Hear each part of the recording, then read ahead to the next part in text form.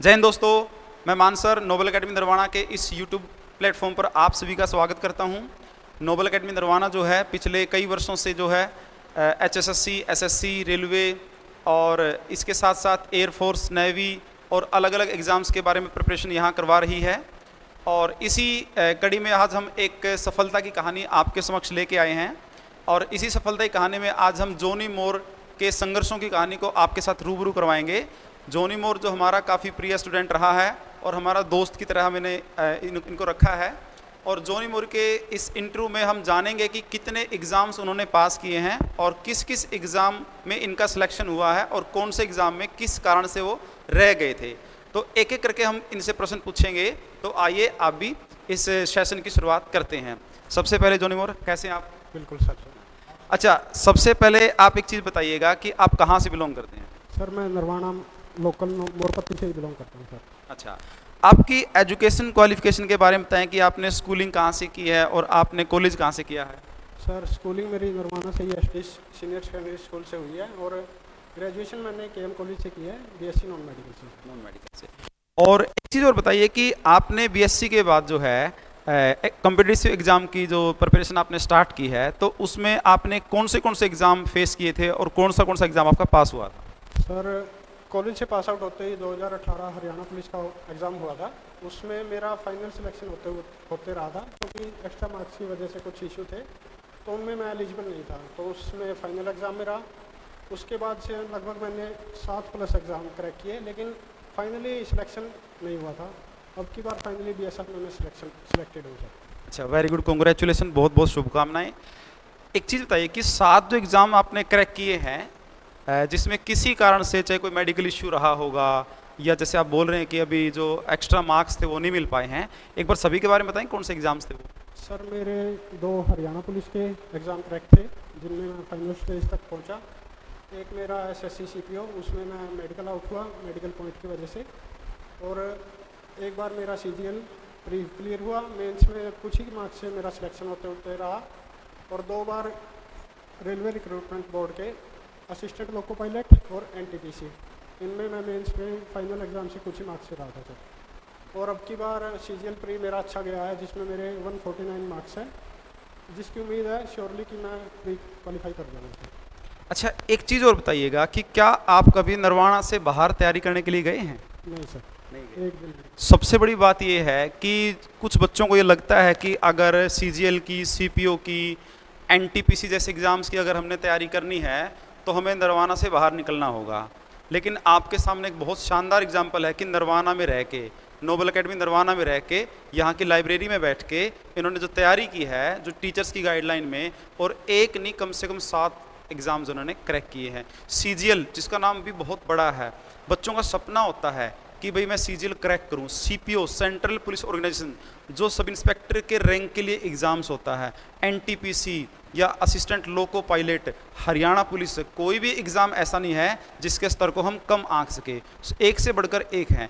कुछ और क्वेश्चंस हमारे दिमाग में हैं जो अक्सर स्टूडेंट्स के दिमाग में भी रहते हैं। क्या कभी ऐसा हुआ कि तैयारी करते वक्त और पढ़ने से मन भर गया हो और लगा कि छोड़ इस, तो अब आगे नहीं पढ़ना है? हर दिन सर, हर दिन होता है सर। आप मतलब 2018-19 के बाद से अगर मैं तैयारी कर रहा हूँ तो आप ये नहीं कह सकते कि 5 साल आप सेम डेडिकेशन के साथ तैयारी कर सकते हैं। बीच में ऐसे फेज भी आते हैं, आपकी कई बार फैमिली भी कब तक वेट करेगी, उनकी तरफ से भी प्रेशर आता है, सोसाइटी की तरफ से अलग से प्रेशर होता है कि अब तक यहीं पे है। बट आपको खुद को मोटिवेट रखना पड़ेगा। लेकिन ये चीज़ है, आप अप्स एंड डाउन्स आते रहते हैं, बट मेन मोटिवेशन ये है कि आप कंटिन्यूटी लगे रहे अपने काम में।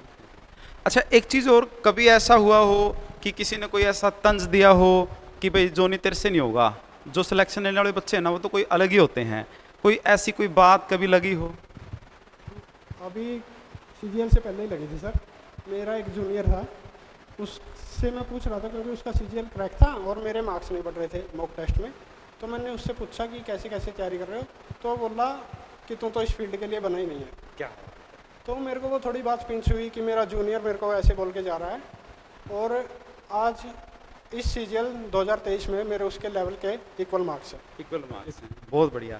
अच्छा, कभी ऐसा हुआ है कि भाई आप पढ़ते पढ़ते निराश हो गए हो, रिजल्ट नहीं आया, फाइनल सिलेक्शन नहीं हुआ, तो मदर फादर ने आपको फुली सपोर्ट किया हो और आपको लगा कि भाई अगर मदर फादर उस टाइम पे सपोर्ट ना करते तो शायद मैं यहाँ तक ना पहुँचता? नहीं सर, सपोर्ट की बात नहीं है, हर माँ बाप अपने बच्चे को सपोर्ट करता ही है, लेकिन दुख होता है, लेकिन इंटरनली वो आपको शो नहीं कर पाते। दुख मेरे को भी हुआ, उनको भी हुआ, मेरे बड़े भाई हैं उनको बहुत दुख हुआ, बट हाँ बड़े भाई को एक गुरु मान लो या कुछ अच्छा दोस्त मान लो, बड़े भाई ने बहुत मेरे को सपोर्ट किया इस चीज़ के लिए कि मैं अभी बैठा हूँ तो तैयारी करता रहा। Very good. एक चीज़ और जानना चाहते हैं कि जैसे बच्चे कंपटीशन एग्ज़ाम की तैयारी कर रहे हैं तो सिर्फ वो क्लासेस तक ही सीमित रहते हैं। एक बार बताओगे क्लासेस के बाद सेल्फ स्टडी और जो मॉक टेस्ट या टेस्ट सीरीज जो है उनका कितना अहम रोल रहता है एग्ज़ाम को क्रैक करने में? अगर देखा जाए 50% बोल सकते हैं आप क्लासेस का, 50 to 60%। उसके बाद आप कितना पढ़ोगे, 1 साल पढ़ लिए काफ़ी है, लेकिन आप ये नहीं कर सकते कि 2 साल 3 साल लगातार एक ही चीज़ को पढ़ते रहोगे, वो अपने आप याद हो जाएगी। लेकिन उसके बाद काम करता है आपका मॉक टेस्ट या फिर रेगुलर टेस्ट सीरीज आप जो भी लगा रहे हो। टेस्ट सीरीज मैं भी पिछले 1.5 साल से फॉलो कर रहा हूँ। आप मानोगे नहीं, CPO में मैंने 1 मंथ में इंग्लिश के 6000 क्वेश्चन लगाए हुए, क्या हुआ? और अभी भी CGL के लिए हर महीने 3000 प्लस क्वेश्चन, सारे सब्जेक्ट। अच्छा, आप नोबल एकेडमी नरवाना या नोबल एकेडमी नरवाना के स्टाफ से कब जुड़े, उनके बारे में थोड़ा सा बताएं। Sir I think Noble Academy तब बना भी नहीं था, उससे पहले से मैं आपसे कनेक्टेड हूँ। फिर फाइनली नोबल एकेडमी स्टार्ट हुआ, उसके बाद मैं सुनील सर से मिला, आपसे मिला, आपकी गाइडेंस रही। जीके इनफैक्ट मेरा साइंस बैकग्राउंड है, तो साइंस बैकग्राउंड वालों का जीके में इंटरेस्ट होता ही नहीं है। पहली बार आपसे पॉलिटी पढ़ी हुई, उसके बाद से मतलब जीके ही फेवरेट सब्जेक्ट बन गया था। अच्छा। ये बोल सकते हैं। ये मेरे लिए बड़ी खुशी की बात है कि अगर साइंस बैकग्राउंड का स्टूडेंट है और ये बोल रहा है कि अब जीके मेरा फेवरेट है, तो मैं इसके लिए बड़ा आभार प्रकट करूँ हूँ सभी का। अच्छा, एक क्वेश्चन और है कि आप बताएं कि इन फ्यूचर आपका क्या कुछ मोटो है? क्या BSF तक ही सीमित रहना है या फिर आगे किसी और एग्ज़ाम के बारे में आप, जैसे HCS हो गया, UPSC हो गया, असिस्टेंट कमांडेंट हो गया, AC का एग्ज़ाम आता है, तो इस प्रकार का कोई एग्ज़ाम, या जैसे AF-CAT जो एग्ज़ाम होता है, या उसके थ्रू जाने के लिए कोई और आगे का प्लानिंग? सर जब आपकी क्लास लगाई थी, आपसे ही सुना था UPSC के बारे में, क्योंकि आप खुद असिस्टेंट कमांडेंट पे मतलब कुछ ही मार्क्स से आपका भी सिलेक्शन रहा था शायद, तो तभी पता लगा था कि UPSC जैसी भी कोई संस्था होती है। तब मेन मोटो लेके मैं IAS का चला था कि हाँ फ्यूचर कि इन फ्यूचर कभी ना कभी IAS के लिए प्रिपेयर करेंगे। बट सिचुएशन ऐसी होती है अपने सोसाइटी में कि जल्द से जल्द आपको जॉब चाहिए, फाइनेंशियल स्टेबिलिटी चाहिए, तो उसके लिए मेरे को स्टेट एग्ज़ाम और ये सेंट्रल एग्ज़ाम की तरफ जाना पड़ा कि जल्दी से जल्दी पहले एक जॉब को ग्रैब करें। तो सर इन फ्यूचर अभी मैं सोच रहा हूँ CGL से जुड़ा रहूँ। CGL में इंस्पेक्टर लेवल की अच्छी पोस्टें हैं, तो मैं चाहता हूँ पहले CGL, उसके बाद मेरी जॉब में स्टेबिलिटी आती है थोड़ी, क्योंकि डिफेंस में मानते हैं स्टेबिलिटी कम होती है। तो अगर CGL मेरा हो जाता है तो मैं उसके बाद UPSC के लिए ट्राई करूँगा। Very good. अच्छा, नरवाना में सुनील सर का नाम बड़ा सुना है मैथ के लिए। बहुत सारे बच्चे हैं अलग अलग कोचिंग सेंटर से, जहाँ एडमिशन उनका किसी रीजन से हुआ है, वो यहाँ पर डाउट्स लेने के लिए आते हैं, कभी मना नहीं करते वो। कई बार तो मैंने ऐसा देखा कि सड़क पे खड़े होकर बच्चों को क्वेश्चन समझा रहे हैं। तो क्या थोड़ा सा बताएंगे कि सुनील सर के क्या जो ये पर्सपेक्टिव है स्टूडेंट्स के मन में, ये रियल है या किस प्रकार आपकी कितनी हेल्प होगी मैथ में? क्योंकि मैथ एक SSC की बैकबोन है। मैथ और इंग्लिश को बोल सकते हैं कि ये बैकबोन के रूप में काम करती है SSC में। जी सर, मैथ बैकबोन के रूप में काम करते हैं, लेकिन हम जो स्कूल लेवल पे मैथ पढ़ते हैं और जो आपको कंपटीशन में पढ़ना पड़ता है, दोनों में ज़मीन आसमान का फ़र्क है।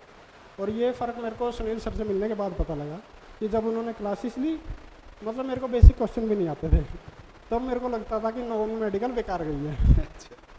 तो सुनील सर से मिलने के बाद उनका क्लासेस लगाई, रेगुलर पूरा सिलेबस किया, तब लगा कि हाँ मैथ इतना ही बुरा नहीं है, कंपटीशन में अगर टाइम दे तो अच्छा कर सकते हैं। और जैसे उनके व्यक्तित्व के बारे में आप बता रहे हो, तो पर्सनली मैंने फील किया है, किसी बच्चे को फाइनेंशियल हेल्प करनी हो, अगर किसी के मदर फादर नहीं है, उनको फीस में रिलैक्सेशन चाहिए, लाइब्रेरी की फ़ीस में रिलैक्सेशन चाहिए, तो वो तैयार रहते हैं। ये नहीं आपकी फ़ीस लेट होगी, कोई दिक्कत नहीं, आप आराम से क्लास लगा सकते हैं। क्या आप इस प्लेटफॉर्म पे खड़े होके ये मैसेज दे सकते हैं कि अगर किसी बच्चे को CGL, CPO या इसके अलावा HSSC का कोई एग्ज़ाम है, रेलवे का एग्ज़ाम है, दिल्ली पुलिस, चंडीगढ़ पुलिस, कि आपको बाहर जाने की या कोई ऑनलाइन कोर्सेज परचेज करने की कोई ज़रूरत नहीं, यहाँ तैयारी हो सकती है? क्या आप कॉन्फिडेंटली आप इस बात को बोल सकते हैं? Without any doubt sir. अच्छा, ऐसा तो नहीं है कि भाई मैं आपके साथ खड़ा हूँ, भाई मेरे स्टूडेंट हो आप, मेरे इसके सामने नहीं बोल सकते? सर मैं खुद एग्जांपल हूँ, स्टडी के लिए मैं एक दिन भी कहीं बाहर नहीं गया कि मैं स्पेशली कंपटीशन के लिए बाहर तैयारी करने जाऊँ। आज कोविड के बाद ऐसी सिचुएशन है कि आप यहाँ रहते हुए तैयारी कर सकते हैं। आपके पास सभी सोर्सेज हैं, सभी टेक्स्ट बुक है, ओली बोर्ड है, टेस्ट सीरीज़ है। कोई भी आप अपने सिलेबस कवर करो 6-7 महीने, उसके बाद टेस्ट सीरीज़ लगाओ, कहीं बाहर जाने की आपको शायद ज़रूरत ना पड़े। आने वाले अपने कुछ छोटे भाई बहन तैयारी कर रहे होंगे, उस तैयारी के दौरान बहुत सारी चुनौतियां उनके सामने भी आती हैं कि पढ़ते पढ़ते मन भर गया, या फिर कभी कभार किसी ने कुछ ऐसी बात कह दी जो मन में चुभ गई, या फैमिली की फाइनेंशियल जो क्राइसिस चल रहा है, अगर उनके लिए कोई मैसेज देना चाहते हैं आप? बात चुभने की बात सर अगर ये है, लोग बातें बनाते हैं, ये से आप रोक नहीं सकते उनको, बातें बनेगी। आप ये कर सकते हैं कि अगर आप में दम है, डायरेक्टली बोलो, अगर आप में दम है उनकी बातों को पॉजिटिव लो, अपने अंदर आग लगाओ, उसके बाद वो आग आप किताबों पे दिखाओ, उससे आपके एग्ज़ाम 100% क्लियर होंगे। ऐसा नहीं है कि आप बातों को एक कान से सुन रहे हैं दूसरे से निकाल रहे हैं तो आप पे कोई फ़र्क नहीं पड़ रहा, तो उस चीज़ का कोई फ़ायदा नहीं है। और अगर गाइडेंस की बात करें, आप अपना मेनली बच्चों का क्या रहता है कि अपना सिलेबस करें। सिलेबस कवर कभी नहीं होता। मैंने 4 साल तैयारी की, मैं अभी भी कह सकता हूँ मेरा सिलेबस कवर पूरा नहीं है, क्योंकि कंपटीशन चीज़ ही ऐसी है, हर दिन नया करंट अफेयर जुड़ता है, नई चीज़ें जुड़ती हैं, नया पैटर्न आता है। एसएससी सीजीएल का पैटर्न चेंज हुआ तो नया पैटर्न आया, तो पुरानी तैयारी का कोई मतलब नहीं बनता। आप अपने आप को न्यू पैटर्न के अकॉर्डिंग तैयार रखें और ज़्यादा से ज़्यादा टेस्ट लगाएं, क्योंकि आपकी ज़्यादा से ज़्यादा तैयारी टेस्ट ही करवा सकता है। एक लास्ट क्वेश्चन, जो आपका सिलेक्शन हुआ है उसमें आप क्रेडिट किसको देना चाहेंगे? अगर एक किसी शख्स को जिसने आपकी लाइफ बदल दी हो सकता आपका फ्रेंड हो सकता आपके फादर साहब हो, मदर हो, ब्रदर हो, टीचर हो, अगर एक नाम अगर किसी को देना चाहें तो इसके बारे में क्या बोलेंगे? एक नाम तो सर मुश्किल है क्योंकि अगर हम लाइब्रेरी में बैठ के चाय पीने भी जाते हैं तो उसमें चाय वाले का भी योगदान है। चाय वाले का, ये सबसे बड़ी बात है कि मतलब चाय पीने वाले का भी योगदान है। आप इस चीज़ से आप अंदाज़ा लगा सकते हैं कि कितने डाउन टू अर्थ पर्सन है, कि चाय वाले का भी एक क्रेडिट है। ठीक है, तो मिलते रहेंगे ऐसी सक्सेस के साथ, और आप भी जुड़े रहें। इस वीडियो को ज़्यादा से ज़्यादा शेयर करें, लाइक करें और अच्छे से कमेंट करें। और आप विजिट कर सकते हैं नोबल एकेडमी नरवाना में, जो नीचे लिखे गए जो कॉन्टैक्ट नंबर्स हैं, और आप नियर विश्वकर्मा चौक पर आप आकर हमारी ब्रांच से विजिट कर सकते हैं। जय हिंद, जय भारत, वंदे मातरम।